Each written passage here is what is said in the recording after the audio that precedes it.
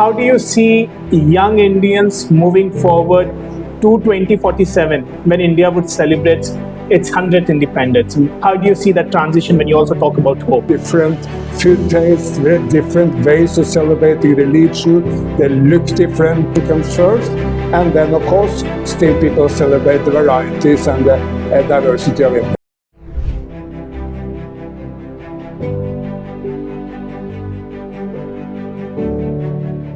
Namaste. So happy and excited to have you, Erik, on the first podcast of Youth of India. So happy to be in Siliguri and to be with you, my old friend. Thank you so much for inviting me to wonderful, beautiful North Bengal. Thank you so much. You have been absolutely amazing supporting all the initiatives in the foundation. And you have been someone who made sure that young people can drive forward with the kind of experiences that you have. So thank you for being here with us, Erik. Erik, how do you see India, while you keep traveling to India so many times and so often to India, what makes you strike specifically about India? First of all, India is a very hopeful place. Like first time I came to India, I must be honest with you, I was overwhelmed with the poverty. There's still poverty in India, but much, much less. There is a booming middle class. There is development everywhere, new bridges, new roads, enormous progress, new cities. Some of the southern Indian cities like Hyderabad or Bengaluru are among the most modern cities in the world. So the hope India brings to the world is very important to me, but that's kind of combined with the history. This is such a nation rooted in history. There are temples everywhere. There are signs of these thousands upon thousands of years long Indian culture everywhere. So the combination of the deep roots of culture with the modernity and the hope of India, and of course you need to add Indian food. Your love for Indian food and the article that you've written about Indian food, I think it has caught attention of so many men and women across the globe. I wrote at the time of the 75 years anniversary of India and how I, in the very early days back home in Norway, where of course when I was a child there was no Indian restaurants, there was no Indian food, we don't even have spicy food at all because we have no spices naturally in Norway, no one imported that. So we had a very, very bleak kind of meat and potato lifestyle. Mm-hmm. Then the first Indian restaurant came. Some Sikhs came from Punjab and put it up, and we went there and wow, this is something else. This is wonderful. At the time, very few Norwegians could stand spicy food. Now there are Indian restaurants all over Oslo, and I claim that outside India, there's hardly any place where you find so good Indian food as with my friend Baljit Singh from Kapurthala back home in Oslo. And it reminds me to ask you, what is your favorite? Paneer tikka or chicken tikka? I go for both. I really like paneer, but I'm not and I really love vegetarian food, but I'm not principled vegetarian, so I also have some chicken now and then. That is true. You know, your love for Indian food always makes me remarkable when even the waiters say, hey, how do you know what malai kofta is? It is your love for that. Erik, now when you mention about 75 years of India's independence, and you are right here at the time with us where we are going to celebrate the 70th year of India's independence. Mm-hmm. And while the government is celebrating the Har Ghar Tiranga, every household has the Indian flag, right? How do you see young Indians moving forward to 2047 when India would celebrate its 100th independence? How do you see that transition when you also talk about hope?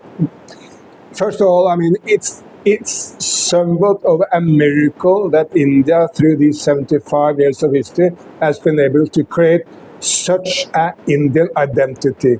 Look, these are people with very different food tastes, very different ways of celebrating religion. They look different. So India had not this obvious unity. But that has been created over 75 years. Everyone is waving the wonderful Indian flag. And if you are a Tamil from Tamil Nadu, you will always say, I'm an Indian, but I'm also a Tamil. Yeah. If you are from Siliguri, I'm an Indian, but I'm also a Bengali. So in Europe, there's nothing like that. No European is a European. Every European is a French, or a Brit or a Norwegian, and then maybe secondary or thirdly we are Europeans. But in India, you have created a state and a culture where nation comes first, and then of course still people celebrate the varieties and the diversity of India. Right. This is true.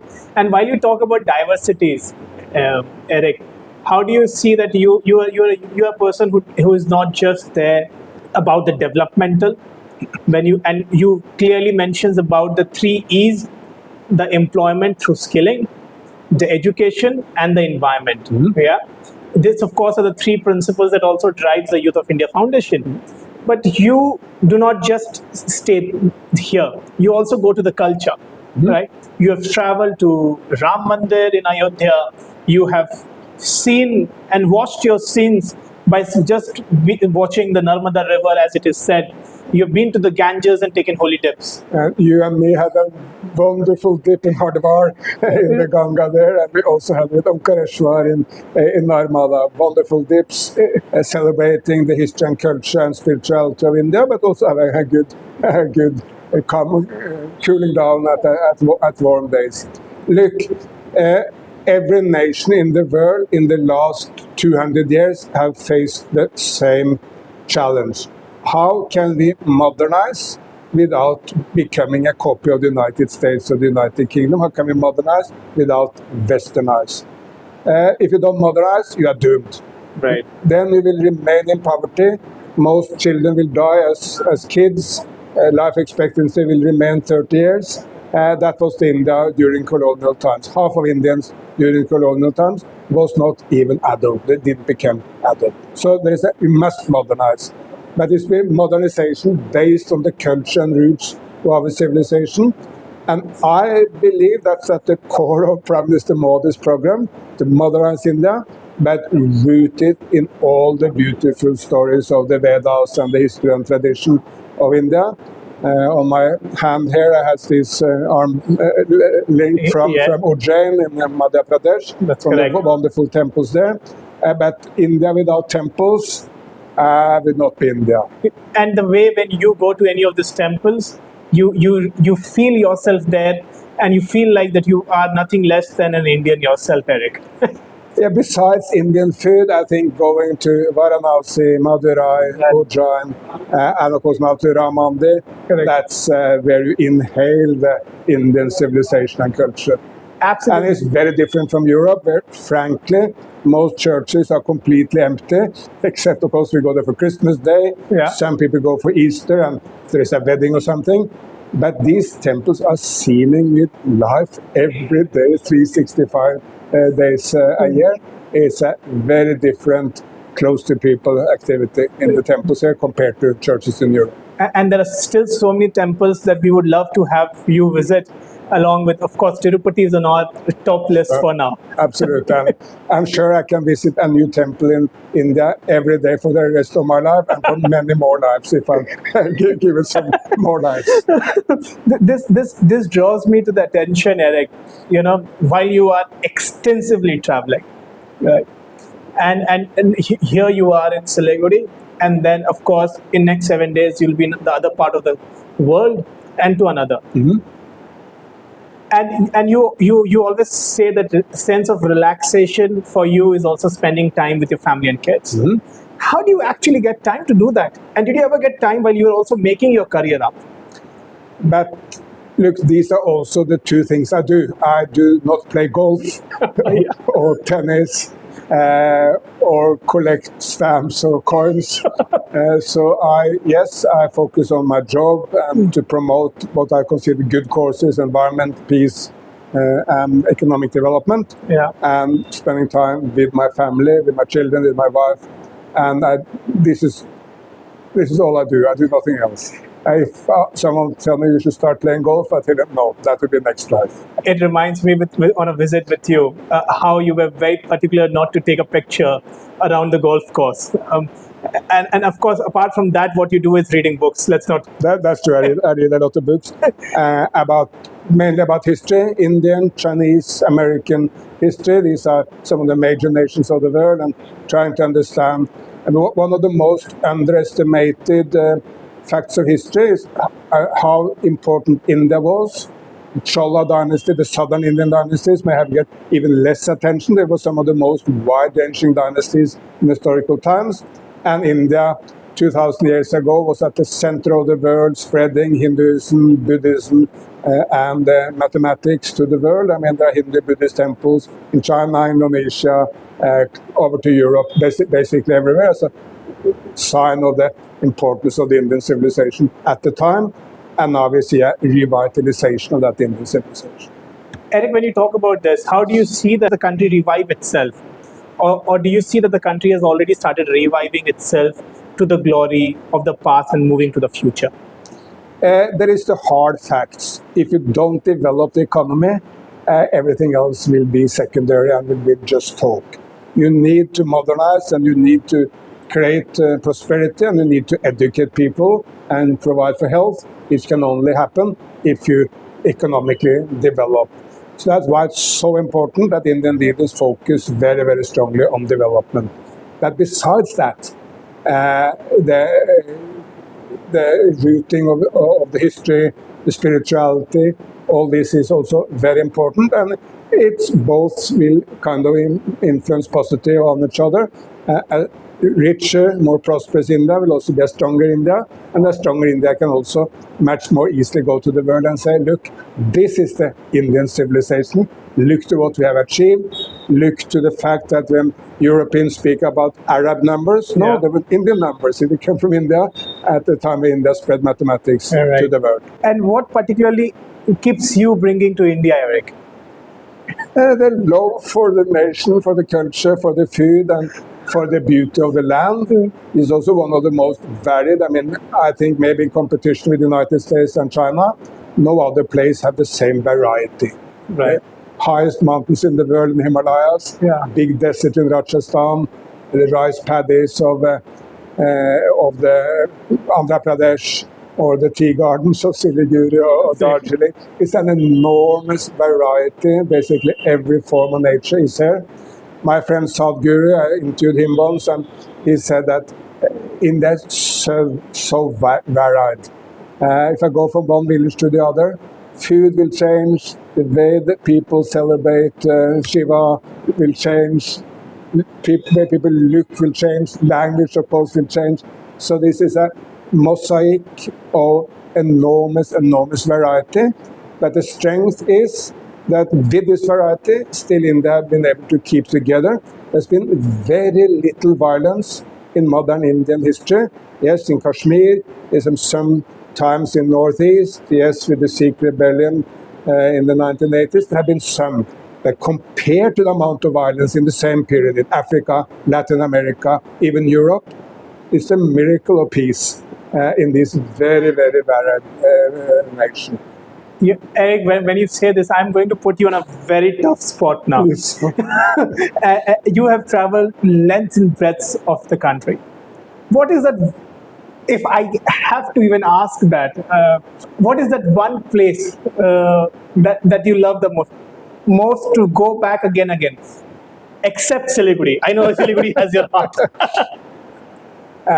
If you were to go only one place in that, I may suggest to go to Varanasi.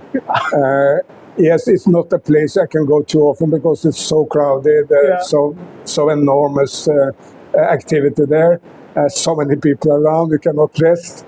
But it may be the kind of the soul of India if you ask for one place. But of course there are hundreds. Oh yes, rather Kashi, Varanasi is the place that we have not taken the dip in the holy together. That's the place. Absolutely. Erik, when you look at the young people, right, I have always seen that you find hope in them. I have always seen that you find truth in them. Mm-hmm. And you do not let any opportunity unturned. Whoever comes to you, reach out to you to make sure that you support them, strengthen them, empower them, and evolve them. Right. No, I believe there's hardly anything more important I can do than to help young people because they are the future of India and indeed the world. I mean, peace and environment and development in the next century will be decided by the people who are young now. So if I can give them confidence to trust their own judgment, to make the right decisions, and to be kind to each other. I'm very, very happy. Of course, I can just make a very, very small contribution to that, but it's meaningful. The final message. What would be the message that you would have for youth of India as India gears itself into this evolution of 2047 at this juncture of 70th independence? First of all, while of course there are people in India suffering from unemployment or poverty, this generation of young Indians today are the most lucky Indians at any modern time. At the time of independence, life expectancy in India was 30 years. Now it's 70. And opportunities for young Indians are much, much bigger than they were for their grandparents at the time of independence. So look to the opportunities, but then look at how you can contribute to an India which takes better care of the environment, less plastic pollution, less garbage in the streets, better protection for tigers and elephants and leopards, and then an India where you take better care of everyone. Still, the divide between the richest Indians and the poorest is too big. We should uplift everyone, and then of course fighting any sort of caste discrimination or any sort of lack of educational opportunities for poor people is so important. But I'm sure if I were so lucky to come back in 50 years or 75 years, I will see an India which is much better than India today, with much more progress, with education for everyone, and with better care for Mother Earth. So I'm very optimistic, and of course India has the also advantage of a large youth population compared to the neighbor China, which has of course developed faster than India. They are now approaching an aging society like Europe and Japan and Korea, while India still has a lot of young people with great ambitions, and some of these people will be the Adanis creating businesses, the Modis doing good politics, and they will help in the families and the communities. And they will help young people like yourself, Sanesh. Thank you, Erik. But this is just on the last note, Erik. You mentioned you would like to come back 50, 70 years to India. So are you looking for a rebirth in India as an Indian? Because there are so many other places that you wish to travel to. That would be the right place to be rebirth for sure. Absolutely. And with that, we hope that Erik gets that memory of visiting Kashi with us together.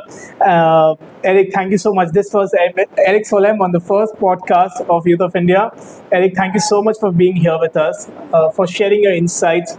All that you do for us, we cannot give anything but a simple sense of gratitude and pranamas at your holy feet. Thank you. Thank you, John David. Thank you.